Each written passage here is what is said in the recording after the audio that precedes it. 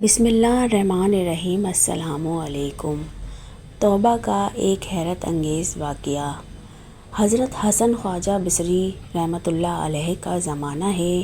آپ کی ایک شاگردہ جو باقاعدہ آپ کا درس سننے آتی تھی، نہایت ہی عبادت گزار تھی۔ اس بیچاری کا جوانی میں خاوند چل بسا۔ اس نے دل میں سوچا، ایک بیٹا ہے، اگر میں دوسرا نکاح کر لوں گی تو مجھے تو دوسرا خاوند مل جائے گا، لیکن میرے بچے کی زندگی برباد ہو جائے گی۔ اب وہ بچہ جوان ہونے کے قریب ہے، یہی میرا سہارا ہے۔ لہٰذا اس عظیم ماں نے یہی سوچ کر اپنے جذبات کی قربانی دی۔ وہ ماں گھر میں بچے کا پورا خیال رکھتی تھی، لیکن جب وہ بچہ گھر سے باہر نکل جاتا تو ماں سے نگرانی نہ ہو پاتی۔ اب اس بچے کے پاس مال کی کمی نہ تھی، اٹھتی ہوئی جوانی بھی تھی۔ یہ جوانی دیوانی مستانی ہو جاتی ہے، چنانچہ وہ بچہ بری صحبت میں گرفتار ہو گیا، شباب و شراب کے کاموں میں مصروف ہو گیا۔ ماں برابر سمجھاتی، لیکن بچے پر کچھ اثر نہ ہوتا، چکنا گھڑا بن گیا۔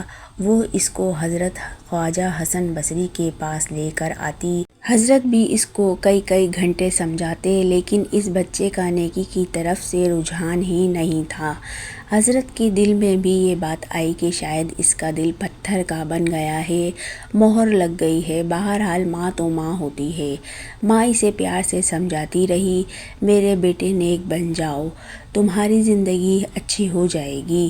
کئی سال برے کاموں میں لگ کر اس نے اپنی دولت کے ساتھ اپنی صحت بھی تباہ کر لی، اور اس کے جسم میں لا علاج بیماریاں پیدا ہو گئیں۔ معاملہ یہاں تک آ پہنچا کہ اٹھنے کے بھی سکت نہ رہی اور بستر پر پڑ گیا۔ اب اس کو آخرت کا سفر سامنے نظر آنے لگا۔ ماں نے پھر سمجھایا، بیٹا تو نے اپنی زندگی تو خراب کر لی، اب آخرت بنا لے اور توبہ کر لے۔ اللہ بڑا غفور الرحیم ہے، وہ تمہارے تمام گناہوں کو معاف کر دے گا۔ جب ماں نے سمجھایا، اس کے دل پر بھی کچھ اثر ہوا۔ کہنے لگا، ماں میں کیسے توبہ کروں، میں نے بہت بڑے گناہ کیے ہیں۔ ماں نے کہا، بیٹا حضرت سے پوچھ لیتے ہیں۔ بیٹے نے کہا، ماں اگر میں فوت ہو جاؤں تو میرا جنازہ حضرت حسن بصری رحمۃ اللہ علیہ پڑھائیں۔ ماں حضرت کے پاس گئی۔ حضرت کھانے سے فارغ ہوئے تھے اور تھکے ہوئے تھے اور درس بھی دینا تھا، اس لیے قیلولہ کے لیے لیٹنا چاہتے تھے۔ ماں نے دروازہ کھٹکھٹایا، پوچھا کون؟ عرض کیا، حضرت میں آپ کی شاگردہ ہوں، میرا بچہ اب آخری حالت میں ہے، وہ توبہ کرنا چاہتا ہے، لہٰذا آپ گھر تشریف لے چلیں۔ حضرت نے سوچا، یہ پھر دھوکہ دے رہا ہے اور میرا وقت ضائع کرے گا اور اپنا بھی کرے گا۔ سالوں گزر گئے، اب تک کوئی بات اثر نہ کر سکی، اب کیا کرے گی؟ کہنے لگے، میں اپنا وقت ضائع کیوں کروں، میں نہیں آتا۔ ماں نے کہا، حضرت اس نے تو یہ بھی کہا ہے کہ اگر میرا انتقال ہو جائے تو میرا جنازہ حضرت حسن بصری رحمۃ اللہ علیہ پڑھائیں۔ حضرت نے کہا، میں اس کے جنازے کی نماز نہیں پڑھاؤں گا، اس نے تو کبھی نماز ہی نہیں پڑھی۔ اب وہ شاگردہ تھی، چپ کر گئی، روتی ہوئی گھر آ گئی۔ بیٹے نے پوچھا، کیا ہوا؟ ماں نے کہا، ایک طرف تیری حالت، دوسری طرف حضرت نے انکار کر دیا۔ اب یہ بات بچے نے سنی تو اس کے دل پر چوٹ لگی اور کہا، ماں میری ایک وصیت سن لیجیے۔ ماں نے پوچھا، بیٹا وہ کیا ہے؟ عجیب وصیت تھی۔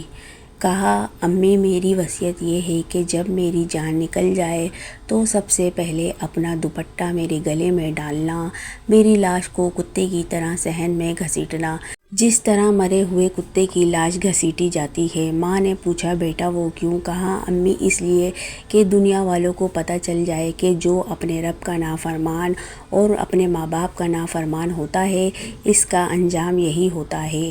میری پیاری ماں، مجھے قبرستان میں دفن نہ کرنا۔ ماں نے کہا، وہ کیوں؟ کہا، ماں مجھے اسی صحن میں دفن کر دینا، ایسا نہ ہو کہ میرے گناہوں کی وجہ سے قبرستان کے مردوں کو تکلیف پہنچے۔ جس وقت نوجوان نے ٹوٹے دل سے عاجزی سے یہ بات کہی تو پروردگار کو اس کی یہ بات اچھی لگی، روح قبض ہو گئی۔ ابھی روح نکلی ہی تھی، ماں آنکھیں بند کر رہی تھی تو دروازے پر دستک ہوئی۔ پوچھا، کون؟ جواب آیا، حسن بصری ہوں۔ کہا، حضرت آپ کیسے؟ فرمایا، جب میں نے تمہیں جواب دے دیا اور سو گیا، خواب میں اللہ رب العزت کا حکم ہوا، پروردگار نے فرمایا، حسن بصری تو میرا کیسا ولی ہے؟ میرے ایک ولی کا جنازہ پڑھنے سے انکار کرتا ہے۔ میں سمجھ گیا کہ اللہ نے تیرے بیٹے کی توبہ قبول کر لی ہے۔ تیرے بچے کی نماز جنازہ پڑھانے کے لیے حسن بصری کھڑا ہے۔ اے اللہ، تو کتنا کریم ہے کہ مرنے سے چند لمحہ پہلے اگر کوئی بندہ شرمندہ ہوتا ہے تو اس کی زندگی کے گناہوں کو معاف کر دیتا ہے۔ سبحان اللہ۔ Subscribe my channel and hit the bell icon. Like کریں، شیئر کریں پلیز۔